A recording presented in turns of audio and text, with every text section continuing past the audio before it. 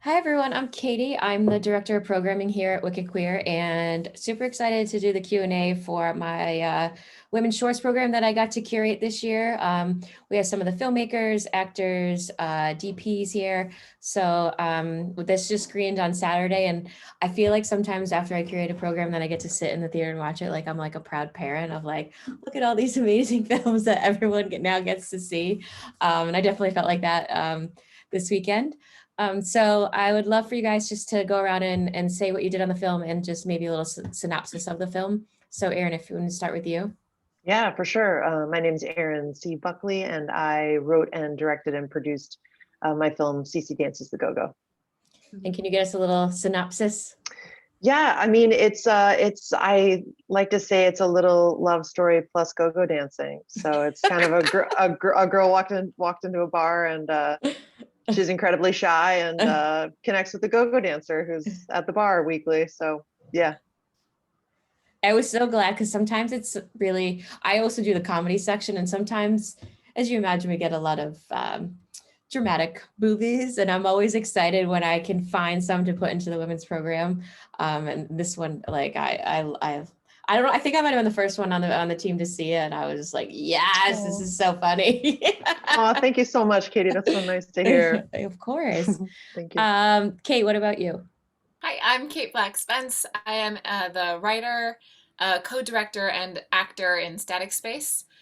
Static Space is about Jamie, a woman in Indiana who's leading a sort of autopilot life. And in her sort of transition in life, trying to figure out her identity, um, everything is very isolated, and it takes a voice on the ham radio to remind her about the power of human connection. Love it. And John, what did you do on the film? Oh no, John. I'm sorry. I was the guy. I was the one who did the We all have done it. We all have done it. This makes me sad. My name is John Klein. I was the co-director on Static Space with Kate, and we also co-produced the film. There's a very symbiotic thing between the two of us. And yeah, Kate did a great job of summarizing it as well. Plot twist that the person on the other side of the radio is an astronaut, and so there is a whole extra layer to the isolation that both of them feel, which is, I think, something that everyone can kind of relate to in the midst of the past couple of years. Definitely. And Helen, I just saw your cat. Jump down. That's her. Yeah. She's about to step on the keyboard. As they always do when you're in the middle of something. God. Track and forget the question, but I think it was about what the film was about, right? Yep. And what did you do on the film? Oh, right. Okay. Sorry.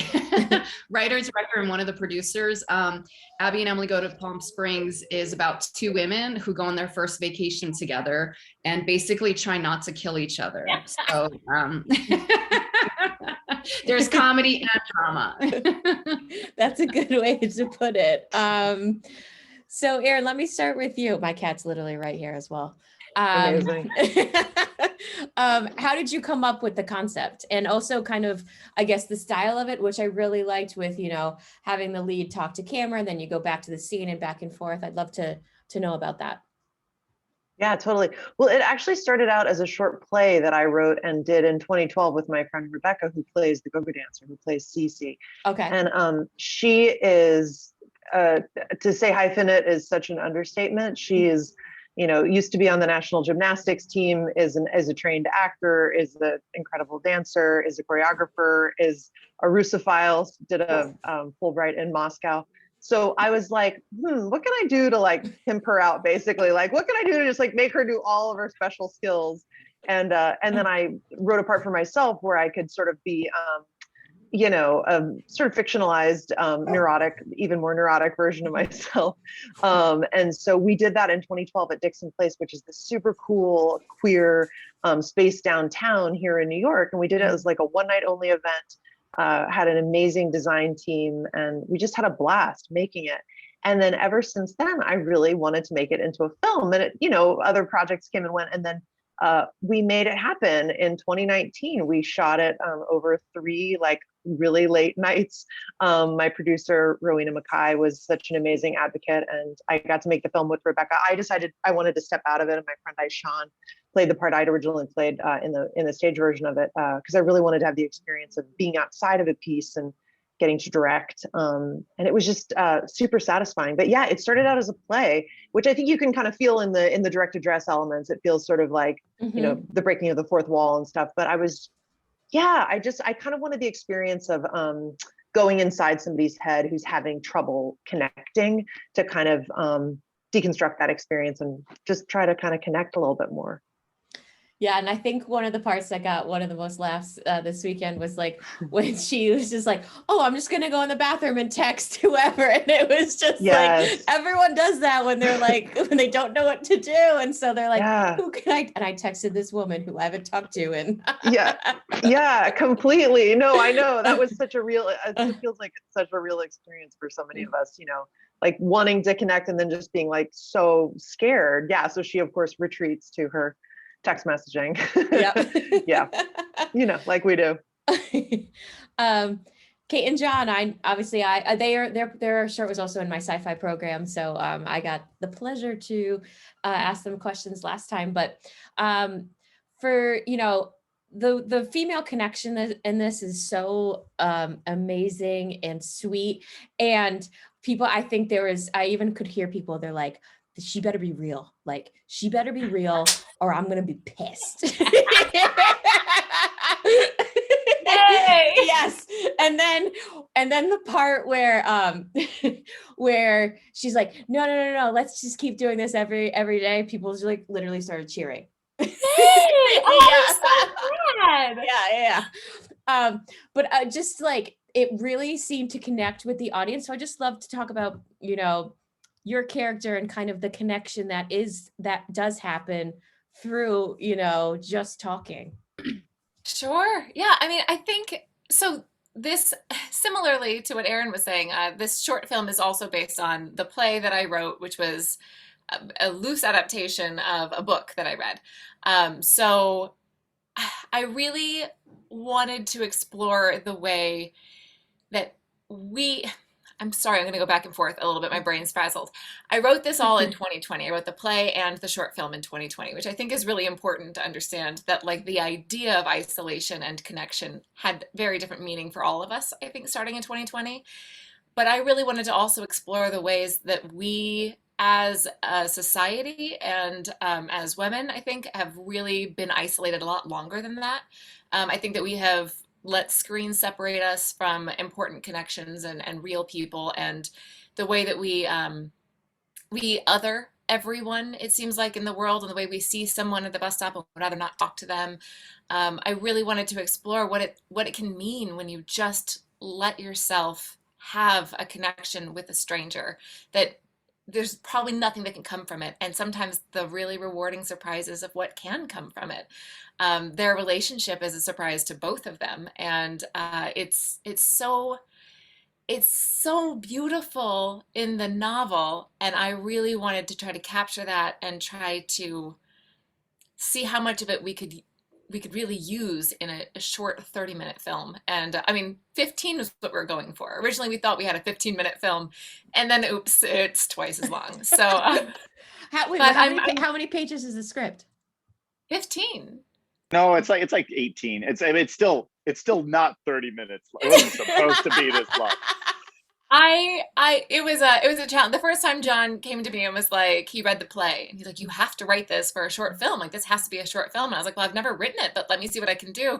And I call him and I'm like, okay, so I'm about 50 pages in at this point, and like, I think that we're about halfway there, so I think it should be fine. And he's like, no, go back. So I have some trouble editing. And so do I. And it turns out it's because we wound up making a 30-minute film from an 18-page script. So go figure. But it works. Helen, this short is so relatable for like anyone who's been in any relationship, especially a lesbian relationship. And I think that's like what everyone felt when they watched this.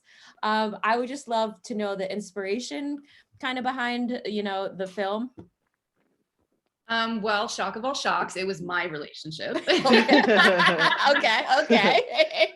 I honestly, like, through this whole festival, see, like, we've done over 30 festivals, and every time I hear I can relate to it, it makes me so happy, because when I wrote it, it initially started as a journal entry with a conversation between me and my ex now, which is, I was hoping I would never have to say that, because I really didn't want the film to be the beginning of the end, but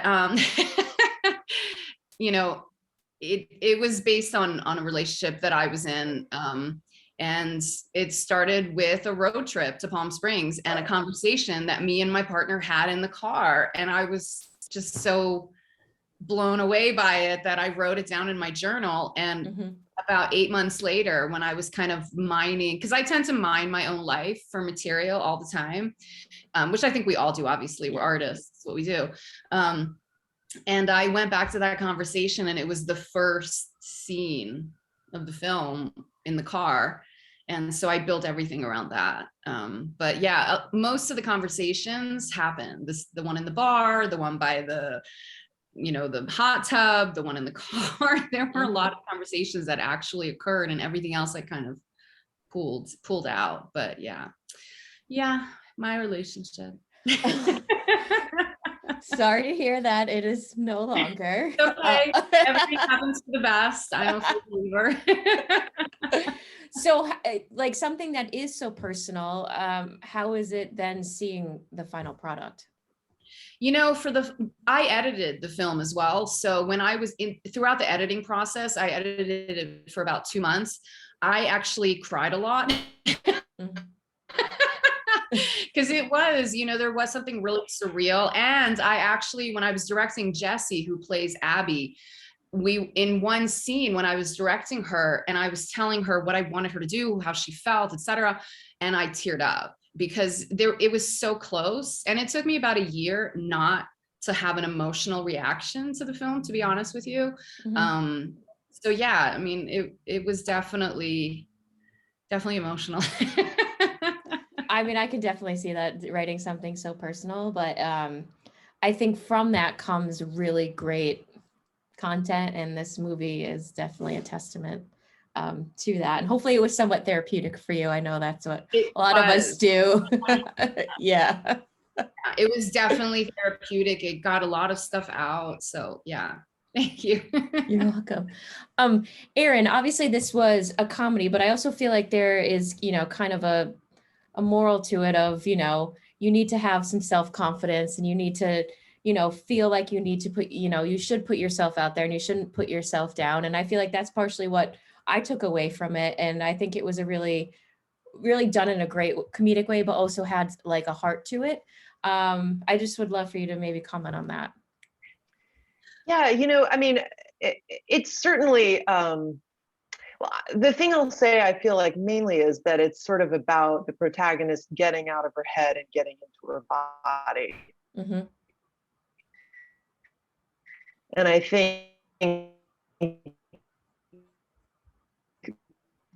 for her body with the physical and not just living in her brain, it's sort of perfect out of her own way. And it was interesting in cutting the film with my friend Summer. We actually originally had a scene at the end that was dialogue heavy, which we had used in the play and which was super fun in the play.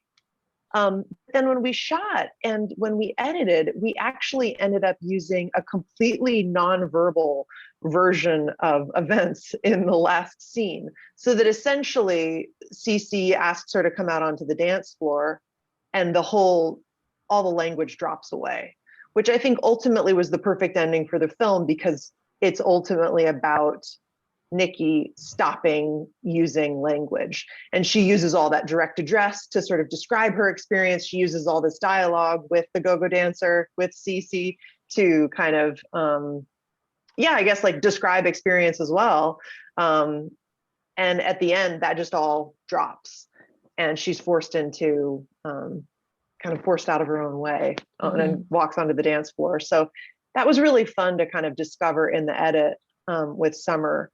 And she was so key to discovering that. I thought it was just such a brilliant kind of find.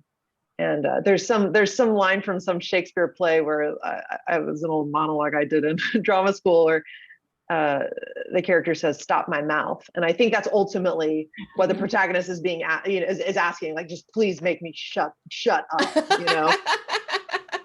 So true. Yeah, it's fun. Kate and John. So Kate, how was it basically acting by yourself for most of the film? And John, kind of the same question. How is it directing and trying to do camera work where there's, she's obviously doing furniture stuff, but a lot of the communication is stagnant, but you don't feel that. And you feel like this other person is there, even though they're not. So Kate, let me start with you. And then John, we can go to you. Sure. I mean, I'm sure that John will go into some of the detail about during the conversations, while I may have been alone in the barn and on camera, I was still very much in conversation with Mariah Copeland, who plays Noah beautifully. So she and I were able to actually have this conversation via an ear device that John will go into all the tech on. I was there and I still half the time, like, I don't really know how we made it happen. But I think that was really helpful, and it was really important, I think, to Jamie to just be hearing this voice of someone who's very far away. Like, that was still true for me. And being able to really lean into just trying to hear the words. We're so out of practice in listening. And I think even as actors, we're trained in it. And I still think there are times where when you really take away your scene partner, but you have their voice, there is a realization that you are listening in a different way. So I was really grateful for that.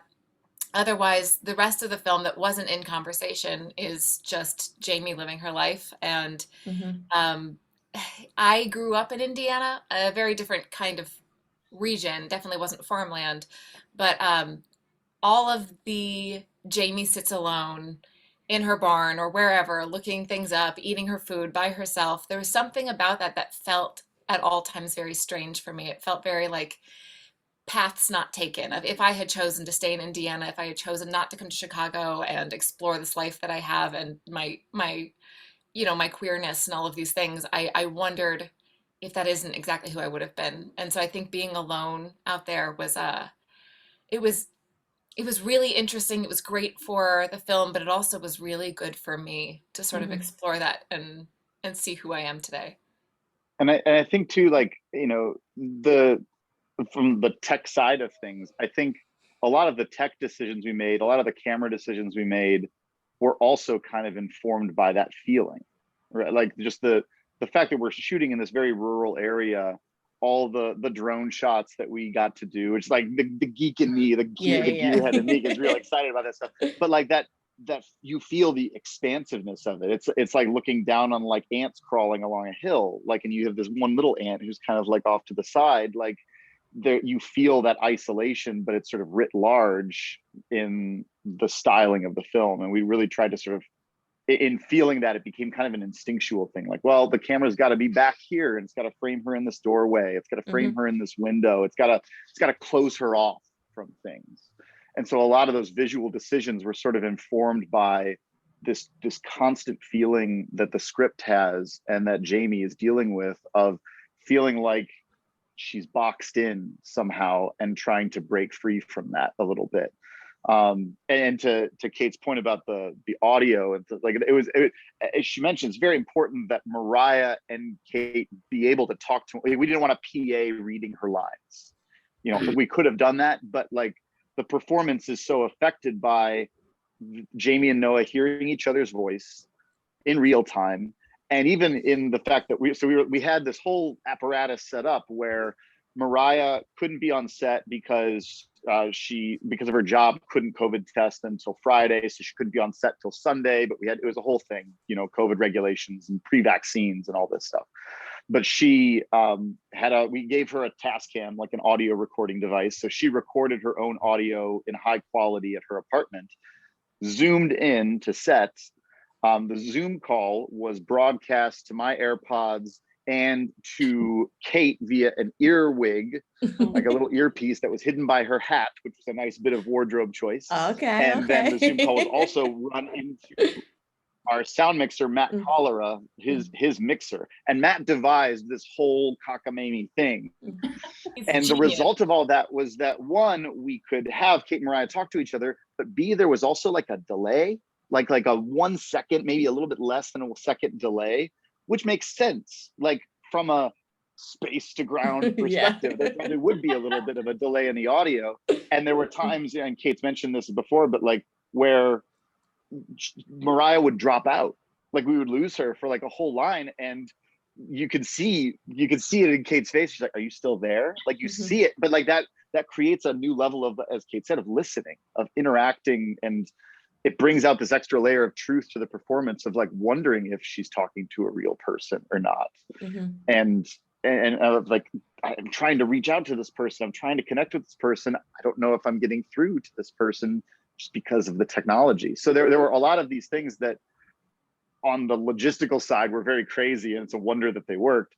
But on the emotional side, I think that's the part that resonates. That's the part that still comes across, I think, because of that. And you dream in the serendipity that that's going to work out, like, and it did for us. That's all amazing. Helen, I loved the cinematography and knowing that you edited it. I mean, I love some of the those tight shots that you get with them, and you see only part of the face. And then with the editing, when you a lot of times didn't have some of the sound lined up, and it was just kind of showing them being lovey, but you had other dialogue underneath. Did you do that in post, or was that prior to, like, before post, that you knew you were kind of going to do it that way?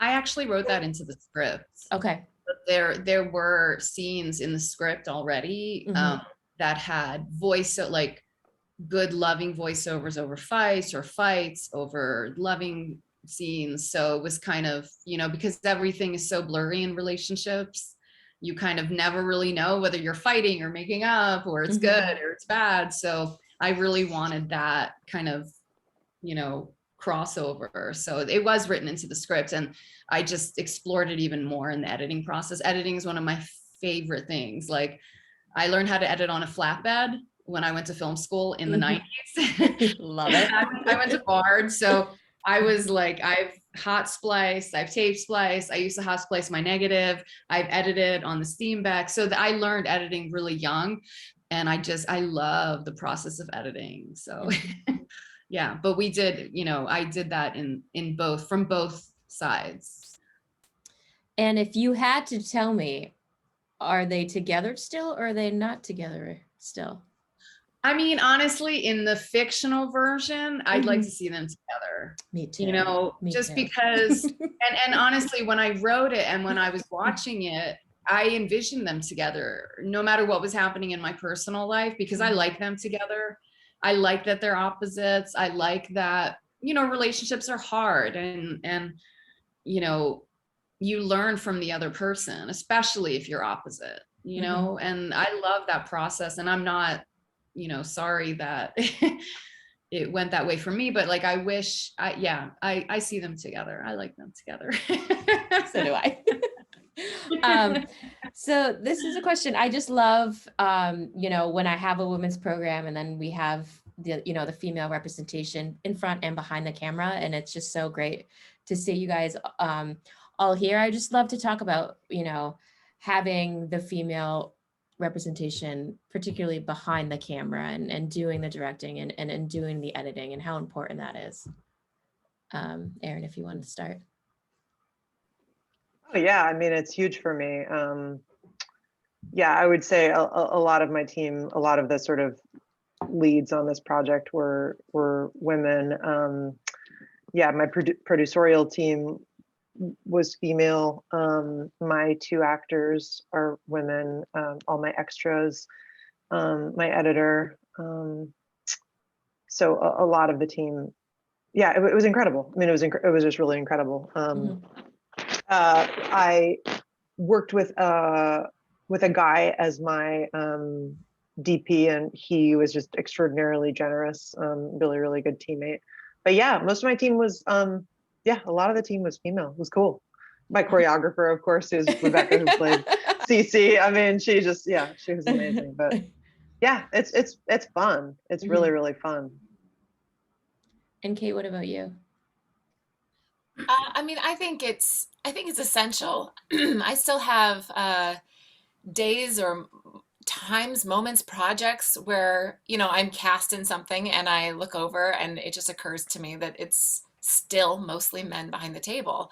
And it doesn't matter what the project is. There was a show that I did that was a lesbian love story that I loved. It was written by a woman. And it didn't occur to me until like the third rehearsal where I looked over and I'm like, why is everyone male? Like, why? How does that happen? Like, I'm grateful that people want to tell women's stories, and that's a wonderful step forward, but I'm still waiting to see women behind the camera, which is part of John and I have worked together and collaborated on projects for years now. And John is, I just can't imagine anyone else helping me direct this, even with that said, because John is so good about not taking up too much space and deferring to my thoughts and feelings about anything, especially related to the story, but in general, in every other project we've worked on, um, I find that's the big difference for me is it's not really about, you know, chromosomes behind the table. It's about how much space they take up. And I'm still waiting to see all of the other rooms that I am in theater feel the way John can make a room feel. We also had our lighting designer, oh gosh, her name is escaping me, John. Luciana Luciana. Salinas. She was wonderful. She had one of my favorite moments. We're on a very tight deadline to get this thing done, and she's like, the lights are just not perfect, and we're all like, it's fine, we've got to go. And she's like, it's not quite, and we're like, we have to shoot. So we all start shooting, and all of a sudden the light gets cut, and we all look over, and she's like, it wasn't right. She's just fixing it, and I'm like, you know, like I'm grateful. Like we look at the project, the finished thing, and I'm like, yeah, it makes a difference. I like seeing women feel like they can take up the space they need to be exactly who they need to be, and I love that. And I think that's part of what was fun in the post side of things too. Our editor, Allie, our sound designer, Caitlin, our composers, our awesome composers, Alexa and Connor, even Britt Cussero, who's a friend of Kate's from way back when, who contributed her song Jericho to the film that they're singing to each other. You know, so like, I think Kate's right in that like it is about the room you take up and about how you carry yourself. But I do also just, I mean, the representation is such an important thing. Like to look out and see, wow, it's a 50-50 split on set, or there are more women than men on set. Like that is an important thing. Like I'm grateful to Kate for saying that I am, you know, generous in that way. But I do think that it's the type of thing that it speaks enough volumes when you have enough women on set that that's not the first thing you think about. And that's important. Definitely. Helen, what about you? Well, I'm really proud. Our set was 95% women. Our DP was female, our sound person was female, our colorist was female. I mean, like literally everybody was female in, you know, behind the camera, and mostly in front of as well. But yeah, I mean, guys that worked on it obviously were phenomenal. I love them. We couldn't have done it without them either. We had a really, really amazing crew. But I've always tried to staff women, you know, over the years in every possible way. So I'm really excited that, you know, there are women working in roles that we didn't see so much of in the past, you know. But yeah, our DP Ludo was phenomenal. And our colorist Elodie, she's incredible, but she's worked on so many amazing films as well. So yeah, we were really lucky. We had a lot of female power. Love it. I have another question with representation. You know, in Static Space, Kate, your character is bisexual and it is briefly mentioned. And Helen, I know one of the actors who plays the part is non-binary, you know, is non-binary in real life. And I have another short in this program called Play, where there's a non-binary lead and then a trans female. And I just thought it was great to finally have all that representation within this one program. So I just love for you guys to talk about the importance of, you know, all that representation and continue to have that. I'll jump in with, Yeah. I don't see a lot of bi people represented in media still to this day. I feel like as a person who is bi, I have struggled with my own sense of imposter syndrome, especially since I came to my own identity very late in life. Um, and part of it is because a lot of what I see when we do see a bi character in television or film is there's always some reference to like, well, they're bi for now, or like until they figure out who they are. But like I married a man, and it's important to me that that doesn't mean, okay, well, bi is just a journey till you reach your destination. And once you commit, you're done. And I just want to see more bi people not needing to explain anything about who they are and just being and just existing. And I mean, I think that's always the idea of representation in general.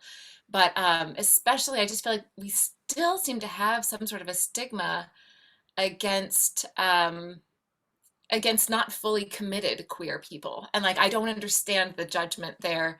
Um, Part of my exploring Jamie as bisexual, I don't believe she was in the novel. I think that was something that I brought to her.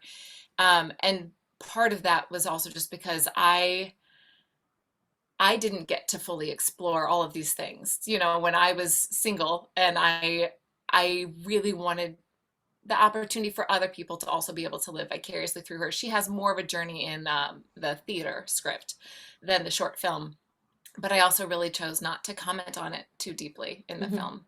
Which I appreciated. I have tried for many years to try to put a bi program together, and one, we don't necessarily get a lot of content, and two, to your point, some of it is portrayed in that way, and I just, there's times when I'm like, no, like I would never screen this, like this isn't right. And I do feel like in some of the lesbian society there is a you know, kind of a stigma against bisexuals, and I just like hope continuing to make content like this and will kind of help push it forward. Thank you for that. I appreciate that. Well, for me, when we were doing the casting, it was really important for me that the role of Emily be played by obviously someone from the LGBTQ community, but also, you know, I'm thrilled that Vico was available and she was there.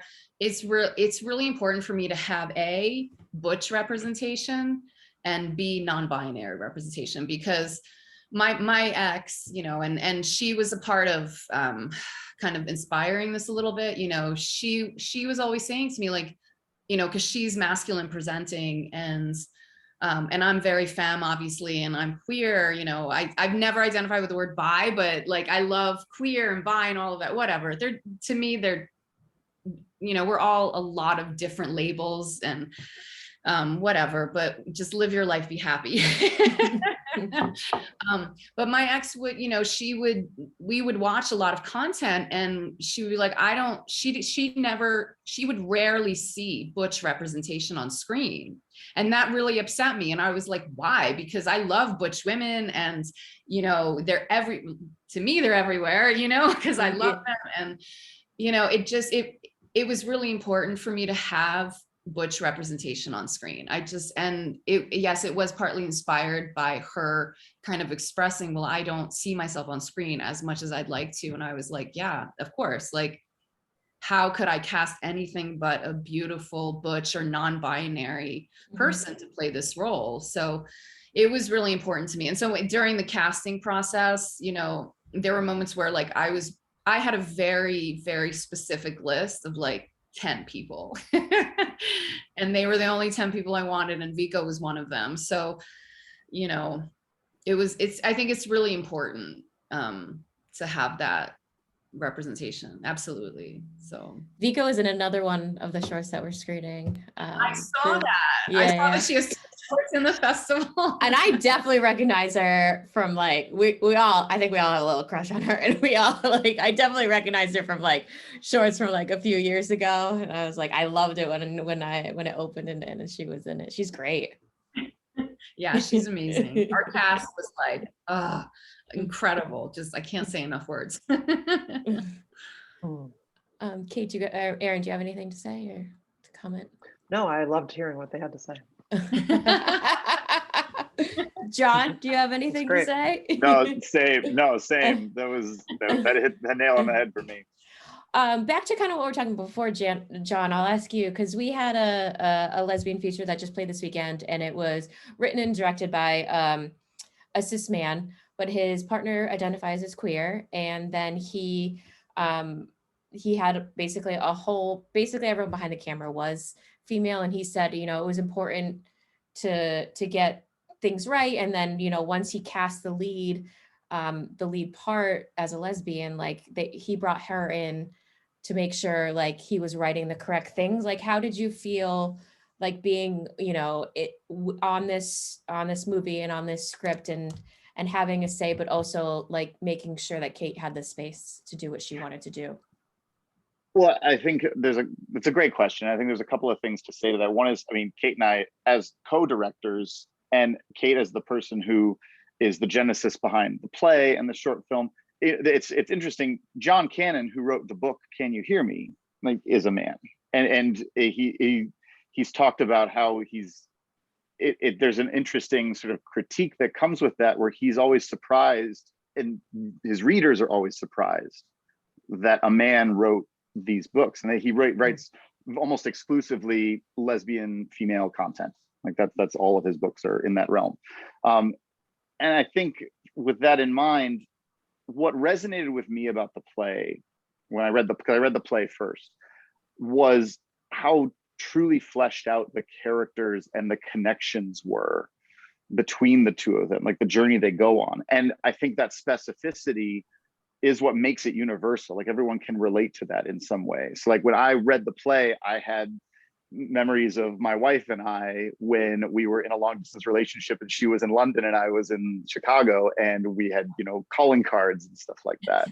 So just the relationship part of it, regardless of the specificity, the queerness of it, I think everyone relates to that, regardless of their orientation, right?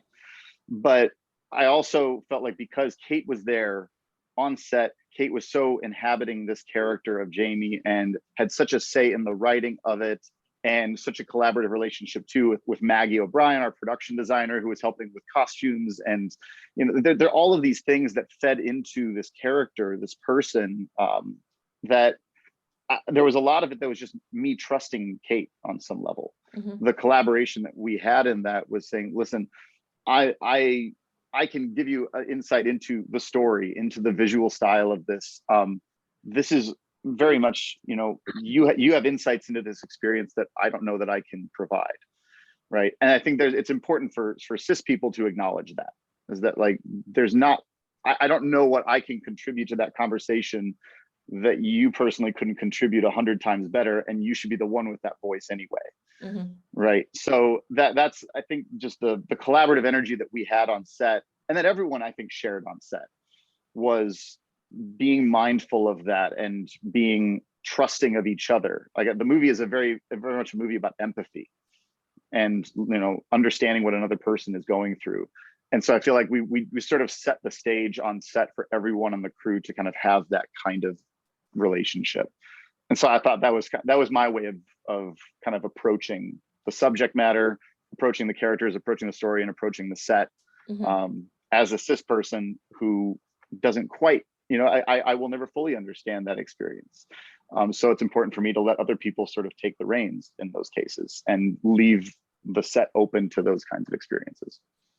I mean, and it's great, and it's important that you actually, you do that. And that's kind of the collaboration that, we all need. And all these films are relatable in their own way, whether it's relationships, long distance relationships, maybe not feeling comfortable who we are. I would love to know what you guys are doing next. These films, obviously, I assume, because they're so great, are playing in other festivals. But what else what are you guys up to, Erin? I made a digital series that I released last year called Platonic, and you can stream it at platonicseries.com. It's 10 episodes. Each of them is about 5 minutes long. So you can watch it all in under an hour. And it's a queer female protagonist and her straight-ish best friend, straight-ish guy best friend, who she stays in touch with via voicemail message. And they're both kind of in their own dating lives, and it tracks kind of their dating and their friendships and stuff. But the sort of through line of the piece is that they're staying in touch with each other via these voicemail messages, which it kind of feels like an old school form of communication, even though it's like not, because I mean, who leaves voicemail messages anymore except I did with one of my best friends. So yeah, that's my most recent piece that I got to make, and I can't wait to make. I'd love to make a feature as the pandemic gets, as we sort of heal, continue to heal. I think it's been tricky from my point of view to be able to make indie stuff during the pandemic and feel responsible and safe. I know people are doing it, but yeah, so just writing new pieces since then. But yeah, platonicseries.com, check it out. Do you always do kind of comedy or? Me, tonally, I would say Platonic is much more kind of serious than Cece is. Cece feels much more comedic to me, is much more sort of self-effacing, just with all the direct address and stuff. So I would say tonally Platonic is much more serious. There's a sense of humor to it still. And there's sort of an intimacy and a familiarity that the characters have with each other that I think is warm and intimate and has a sense of humor to it. Certainly, I don't like to write stuff that's self-serious, but it has a much more sort of straightforward sort of tone to it. I can't wait to check it out. Yeah, I can't wait for you to see it. Let me know what you think. I will. Kate, what about you? John and I are in conversation about whether we can make Static Space into a feature as well. The feature being something that would follow more of the play script that we've already got. You'd make a lot of lesbians happy if that went to a feature. I really enjoy the play of Static Space had an Orlando Shakes Theater performance for a workshop. And I really enjoyed this audience's response to it. And there were definitely a few queer people in the audience that had more cheers, I think, in them than a lot of the others who were really surprised. One of the feedback actually that I got from an audience member was, did I consider making the astronaut a man? And no, but either way, so we're talking about making that into a feature. I like the plan. We'll see. And I have 3 plays now, just finished my 3rd play. And I'm leaning also towards maybe adapting the first play that I wrote into a series. I don't know about that, but it's a thing that I've been thinking a lot about, which is The Ghost of Whitechapel, about the women historically only known as the women killed by Jack the Ripper. And the play takes him out of the narrative completely because his story's been told enough, and it focuses on the women in a very, say their names sort of mantra. That's amazing. John, what about you? In addition to Static Space and kind of continuing the festival run for the short as well, I am working with my writing partner, Steve, on a feature film called Adult Children, the very tentative title, about a trio of 30-ish siblings whose 60-somethings parents invite them to a cabin to tell them that they're getting a divorce. And the dramatics and hysterics that ensue from this very odd choice that their parents seemingly are making. And so that's the thing that we're trying to write and then film in August, trying to find something, again, that's very doable. To Erin's point, COVID is still with us and still something that gives me pause in terms of how do you navigate the protocols and make the set safe and functional and creative and fulfilling for everyone without the nerves that come with all of that, and the money that it takes to do that sort of thing. So so that's something as well. Otherwise, I have 3 children who are 7, 4, and 2, and that is plenty of project for me. And I teach film production at Elmhurst University, so I'm all over the place as we all are. Awesome. And Helen, what about you? We actually just started casting for my next feature, which is about Janis Joplin's senior year of high school, inspired by her teenage years, which I'm really excited about. So we're like in soft pre-pro. We've started casting, and I've got some amazing producers on board, and yeah, so that's awesome. Yeah, very cool. When are you thinking of that you guys will be going into production? In the fall, this fall, probably October. We're looking at October. Awesome. Good luck. Thank you. Well, I thank you guys so much for coming out. The Women's Shorts program will be available on ZERB through the end of the month. Thank you guys again. It was so great that you guys to hop on and do a Q&A. I really appreciate it. Thank you. It was Thanks for fun. having us. Thank you. Of course.